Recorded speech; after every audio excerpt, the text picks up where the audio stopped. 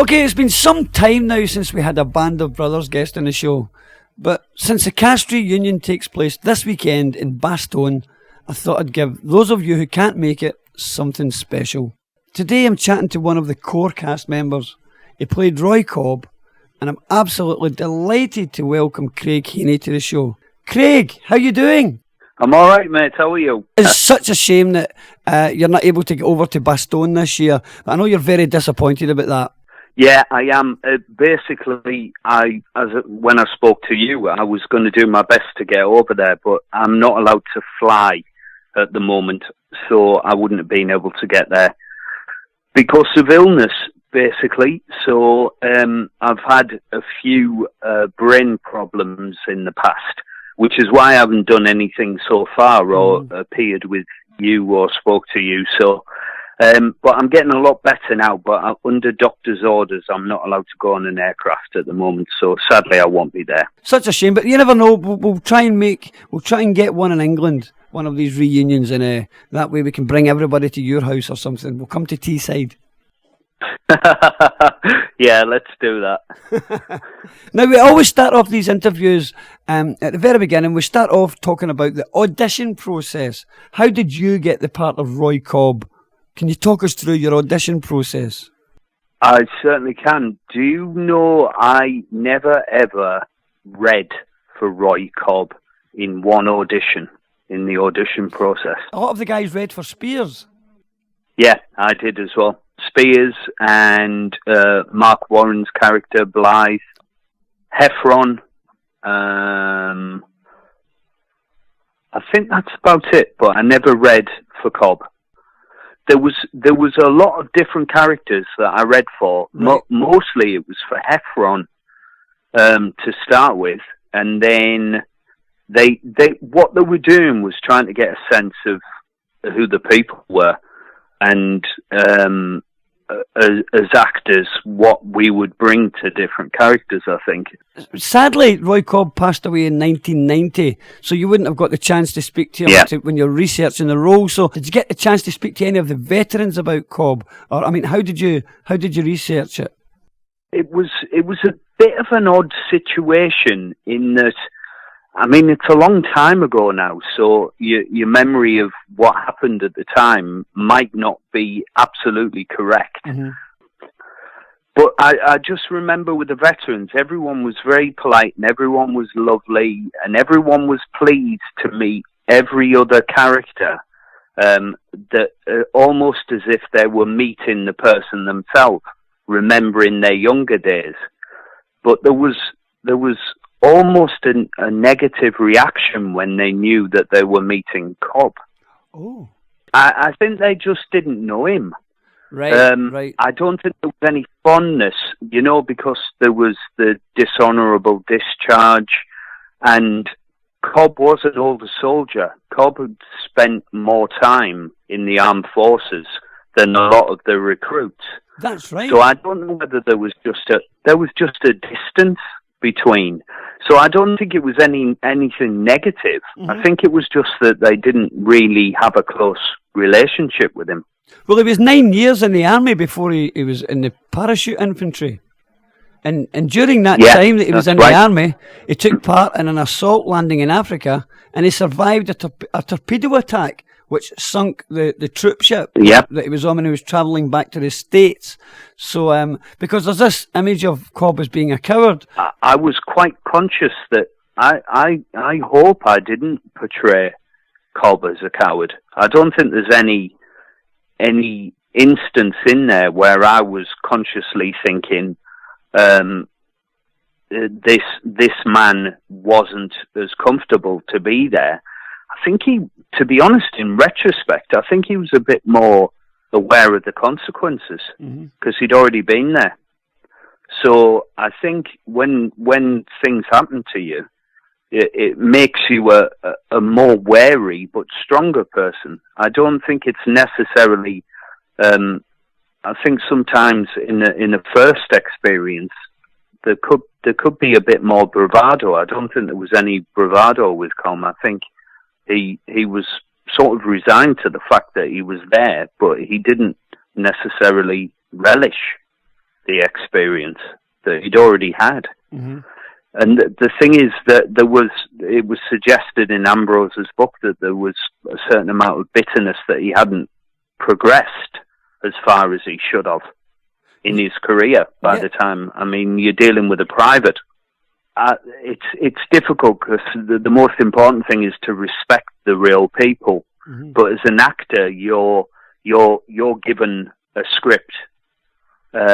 So in a way, you do have to take your own artistic license as well, mm-hmm. of why those words have been given to me. Why am I actually saying that dialogue? So it's a really difficult thing to portray in a way to portray a real person and not actually have contact with that person beforehand. Now, was there any point when you actually spoke to the producers and said, look, because I know Donnie Wahlberg would do this. He would, if he didn't agree with it, he had spoken to Carwood Lipton and said, look, that didn't actually happen. That person wasn't there. There was times when Carwood Lipton would say, I wasn't there at that point. And Donnie would say to the producers, I can't be in this scene because Lipton wasn't actually here. Or I would say, that didn't actually happen. And he would try to he would speak to the producer, he would speak up. Were you like that, or did you just kind of say, well, look, I'll just do what I'm told? There was an occasion where I got a phone call to say there's a car outside your house. And this was when they were filming episode 9, which was in Switzerland. And it was an episode with some cheese in a cheese factory and what they'd done is they'd said, well, we've written Cobb into the scene. And I said, well, I've been discharged. So I wasn't in Switzerland. So that was the one time when I remember saying that this is historically incorrect. I wasn't there. So I wasn't actually in London either. So the car was waiting outside my house and I was on a roller coaster in Blackpool. That's a true story. I actually had the phone conversation whilst on the Pepsi Max in Blackpool. See, this is the stuff we like to hear. This is the stuff we like to hear. There's a car outside and Cobb is going to steal some cheese. Was the and the script rewrites in the car for you. And I said, I wasn't in Switzerland and I'm on a roller coaster. So that didn't have to go. Wow, that's incredible. That scene in the aeroplane where the story in the aeroplane, I didn't know that it was George Luz who had swapped seats with Cobb. He asked to swap seats with Cobb. Yeah, he'd swapped. Because he didn't want to get hit. He said, I don't want to get hit. I don't, because if I get hit, then I can't jump. So Cobb swapped places with him, and then Cobb get hit. And there's an interesting thing I want to ask you about the last patrol. During the last patrol episode, when the German prisoner was wounded and he was screaming in the water, and Webster offered, this is the true story, Webster offered to silence him for fear that he would give away their position. And so he and another paratrooper threw grenades at the soldier, but they missed. And Cobb threw a grenade, and he succeeded in killing the German soldier. He then goes on to get drunk, which was portrayed in the series. In the series, he gets reprimanded by Colin Hanks' character, Second Lieutenant Jones, and Staff Sergeant John Martin, played by Dexter Fletcher. But in reality, it was Jack Foley who led the patrol, and Cobb almost got shot for assaulting Jack Foley. Apparently, Colonel Sink actually said to Foley, you could have saved us all a lot of trouble, you should have just shot him. Did you know that? I knew all of it, and some of it ended up on the cutting room floor. You actually shot it? You shot the scenes? We shot the grenades.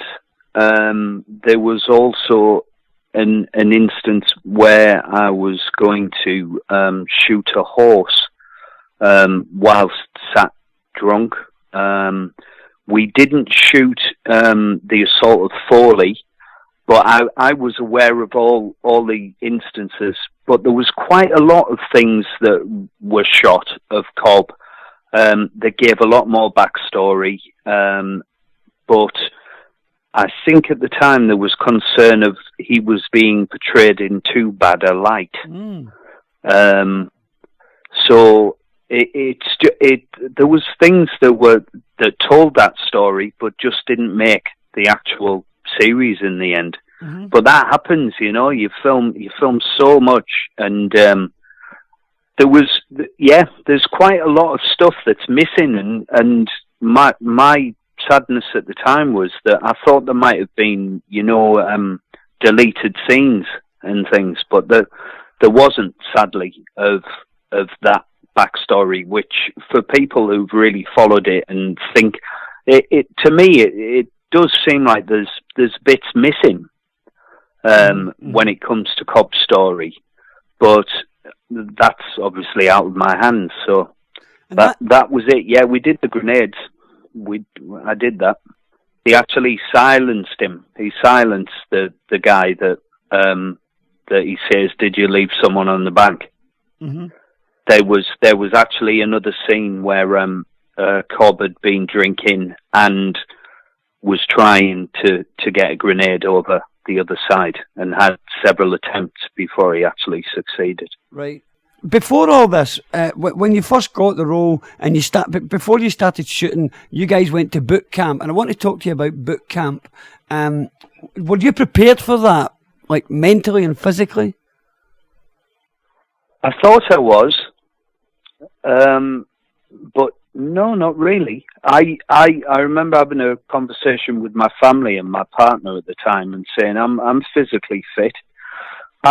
Yeah, this will be fine. But it was a bit of a shock to the system, to be honest. I fondly remember we had a lot of real military guys from the UK that were training with us as well, because they were going to be do supporting artist work within the series. I see. And I learned an awful lot. Out of them. You know, you sort of picked up very quickly little tricks of the trade of military life that I wasn't aware of.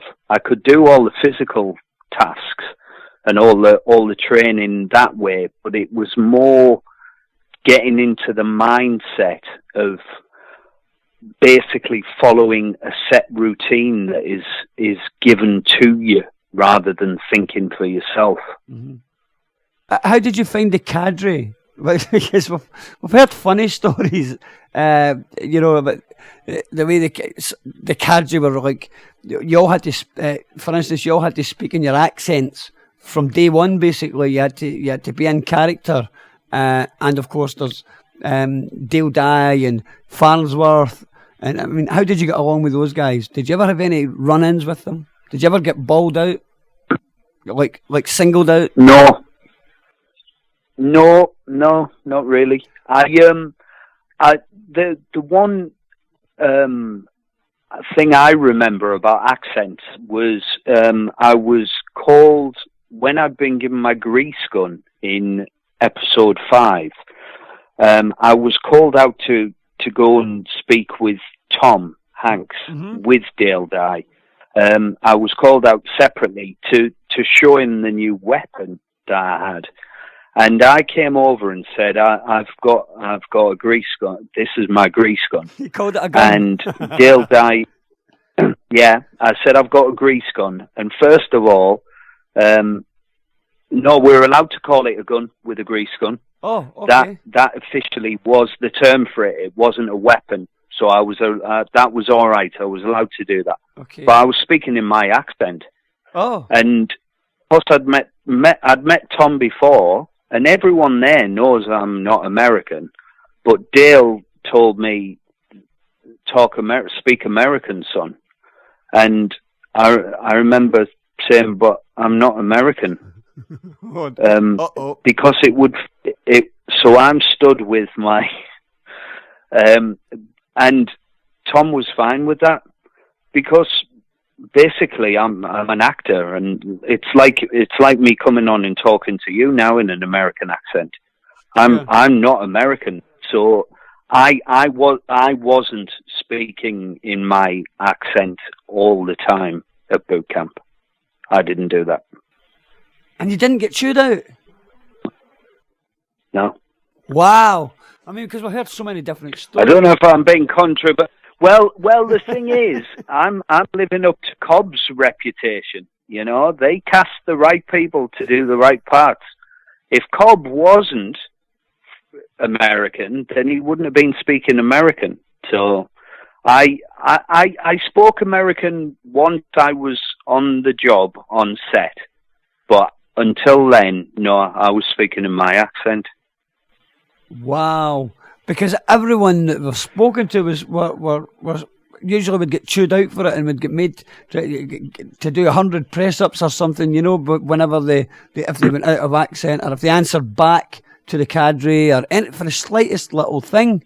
So many different people have told us the consequences of their actions, and that just surprises me. That but then again, that's the type of attitude that Cobb would have. Maybe that's why you got away with it. Yeah, I think I slipped through the net. It's not that I kept quiet. I'm me, and surely everyone realised that we were employed because we could do the accent and we could portray Americans, but to expect in the intense training that we were put under, to expect to pretend to be someone else is quite a difficult learning experience. Yeah. So yeah. I learned it as me because it was me that was learning it. So I don't know if I can't remember. I think that's why I got on so well with the British soldiers that were there, because they weren't portraying a different character, you know. I don't know whether that happened a lot in boot camp, which is great for an actor that works like that. That they're in their role all the time from the start. Yes. But I don't think I would have been able to. I don't think I would have been able to learn the important things that I needed to learn personally if I'd been taking on a role and then having to learn more roles on top of it. Sure. So I had to do it as me. Right. Wow, it's so nice to hear like something different actually, because you're the first person to say that out of everybody that we've spoken to. But you know, at boot camp it wasn't all serious, because we know about some of the hijinks that went on as well behind the scenes. Did you get involved in any of that? Were you a victim? Were you one of the instigators in the hijinks, or did you just stay out of it all? For instance, Jimmy Madio. There's a story that I believe Jimmy went into the toilet, and what was it he did again? He did the toilet. That's what he did, and he left the heating on and went out. So by the time they came back in, the place was whiffing, shall we say. Little things like that, but there's a lot of different stories of different hijinks. I remember that happening, but I wasn't involved in it, to be honest. I mean, it's there's a load of men shoved together. There's always going to be those sort of things happening, but not particularly. No, I wasn't. I sound like I was really boring there, but I was just. I think I kept my head down and tried to learn as much as I could within the time, really. Who did you hang around with? Who did you bond with at boot camp? Who would you say were the people that you kind of hung around with? A lot of the as I say, the real soldiers. Sure.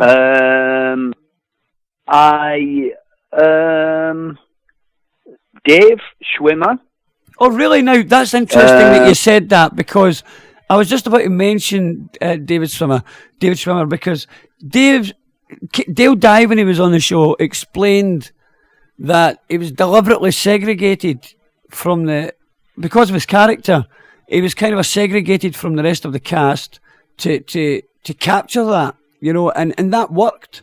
and a lot of people say that was a great move on Dale Dye's part to make it happen that way. So you were more So you were you more segregated from the other guys as well then? Was that maybe part of the whole process that because Cobb's character kind of was, it was kind of like that in the series, wasn't it? It was kind of separated. I think what happened, I think it happened organically, but I don't know how much of it was actually planned. Right. I think it just was. I think it was well cast, and I think naturally the guys that met on set or met during boot camp, if they'd met in real life, I think those friendships would have still formed. Dexter, I was close to. Right. Dexter Fletcher. Yeah. But most of the time it was when we could have quiet times when we could speak in our accents just one-to-one.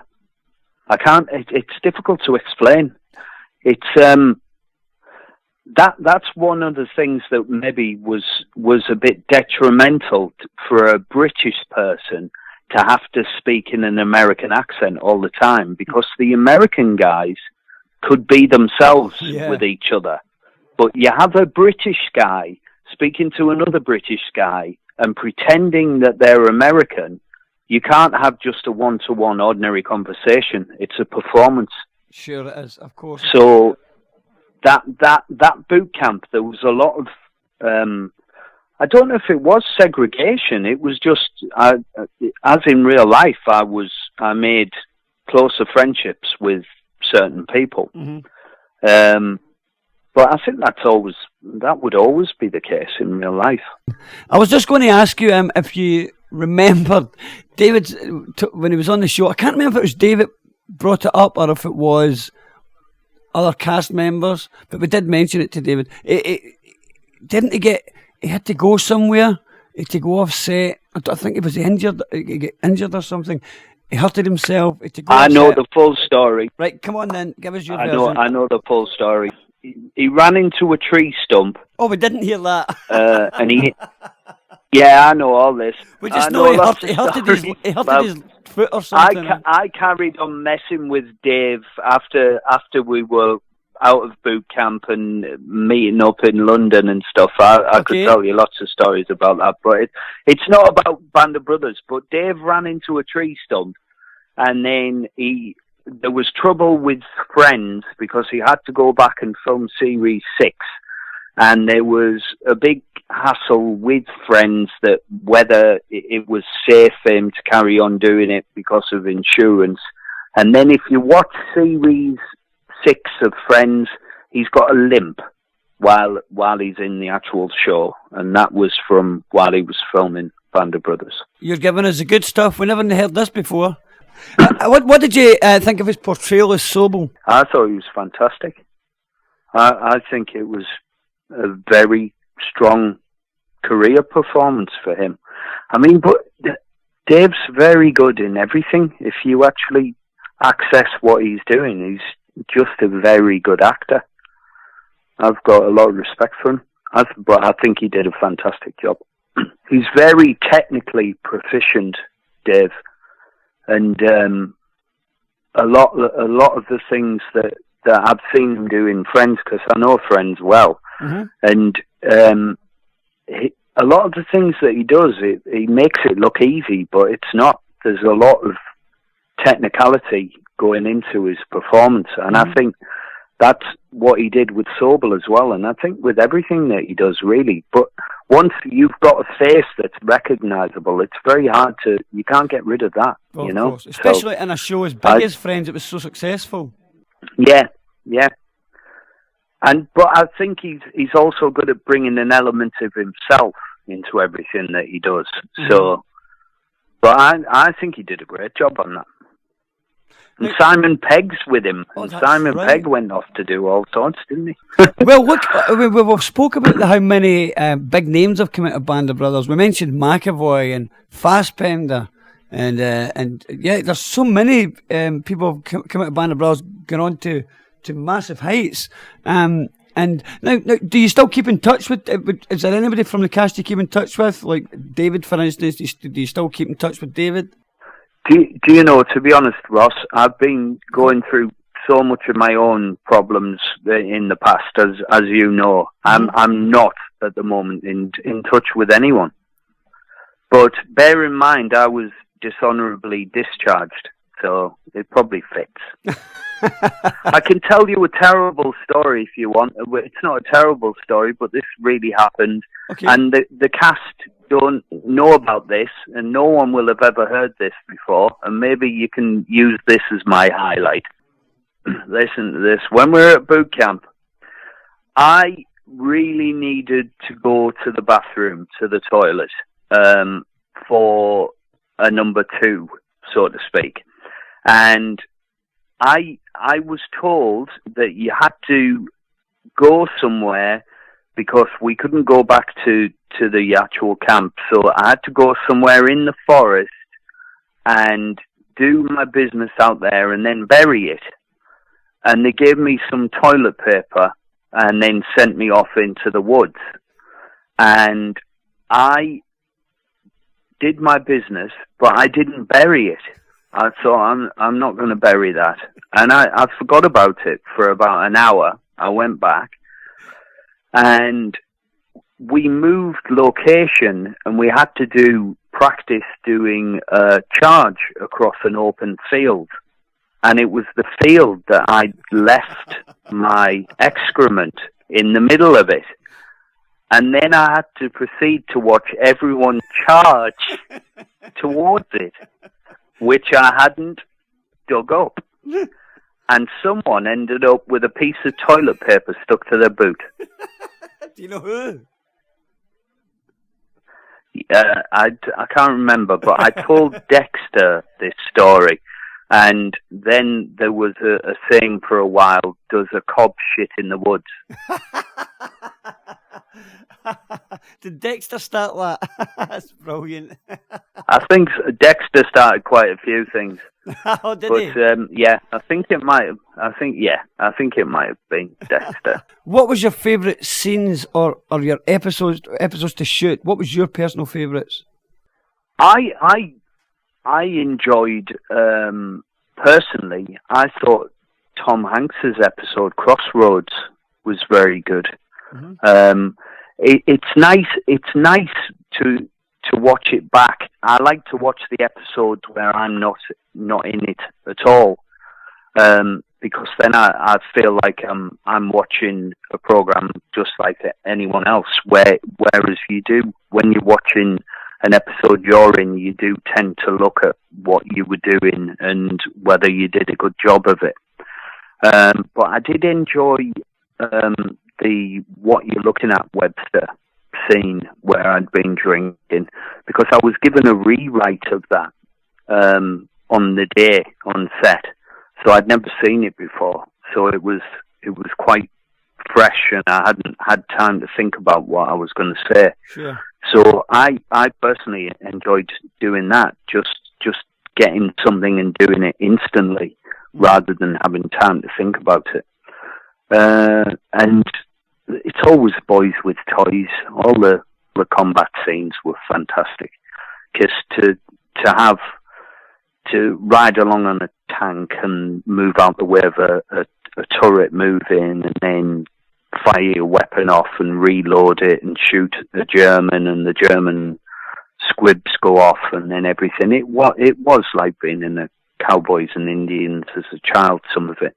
Mm-hmm. But I enjoyed all of it. I really did. I loved going to work every day, and I have fond memories of all of it. Did you expect it to be so big and still popular today?